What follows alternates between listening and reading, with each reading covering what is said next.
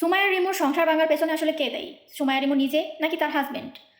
এই ঘটনাটা আসলে আমরা এখনো পরিষ্কার কিছু বুঝতে পারছি না। কারণ যখন তার কিছুই ছিল না, সুমাইয়া রিমুকে তার বাবা-মা একটা বয়স্ক লোকের সাথে বিয়ে দিয়ে দিয়েছিলেন। তখন হয়েছে সুমাইয়া রিমু ওই ছেলেটার সাথে পালিয়ে আসে। আমরা সেটা তার মাধ্যমেই জানতে পারি। তো এখন হচ্ছে যে তার হাজব্যান্ডকে নিয়ে বিভিন্নভাবে সে বলেছে, এমনকি সে স্থির বিশ্বাসে বলেছে যে পৃথিবী উল্টে যাবে বা হচ্ছে সবকিছু চেঞ্জ হবে, বাট তাদের সম্পর্ক কিন্তু কোনোভাবেই ভাঙবে না।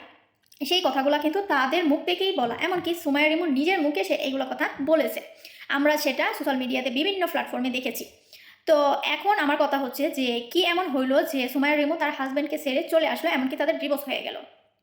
আসলে এটা একটা ফাঁদ বা চক্রান্ত। এটা হইতে পারে সুমাইয়া রিমু বা হচ্ছে সুমাইয়া রিমুকে উস্কে দিয়েছে তার টিম মেম্বাররা বা হচ্ছে অন্য কেউ।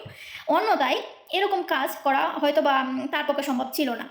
সুমাইয়া রিমুকে আমার পার্সোনালি অনেক ভালো লাগতো, তাকে আমার পছন্দ হইতো, কারণ হচ্ছে সে সব দিক দিয়ে পারফেক্ট, অল রাইট। মানে হচ্ছে যে সে তার বাবা মার বিয়ে করা ছেলের সাথে থাকতে পারে নাই, সেটা হচ্ছে তার বাবা মা তার সাথে অন্যায় করেছে একটা বয়স্ক লোকের সাথে বিয়ে দিয়ে। আসলে ঠিক যে হচ্ছে তার মতো একটা মেয়েকে যদি একটা বয়স্ক লোকের সাথে বিয়ে দিয়ে দেয়, এটা কি কোনোভাবে মেনে নেওয়া যায়? অবশ্যই না।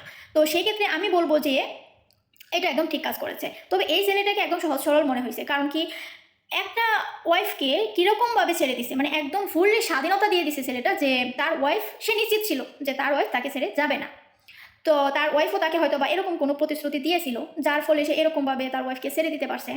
সোশ্যাল মিডিয়াতে বলেন বা বিভিন্ন প্ল্যাটফর্মে বলেন বা হচ্ছে তাকে অন্য ছেলেদের সাথে শ্যুট করাইতে, বা সে নিজে নিয়ে যাইতো, বা মেকআপ আর্টিস্ট ছিলেন সে, সে তার বউকে নিজে মেকআপ করাই দিত শুটিং করার জন্য। তো এই অবস্থার পরেও একটা হাজব্যান্ডকে যখন একটা মেয়ে ছেড়ে চলে যায়, তখন তার পেছনে নিশ্চয়ই কোনো কারণ থাকে।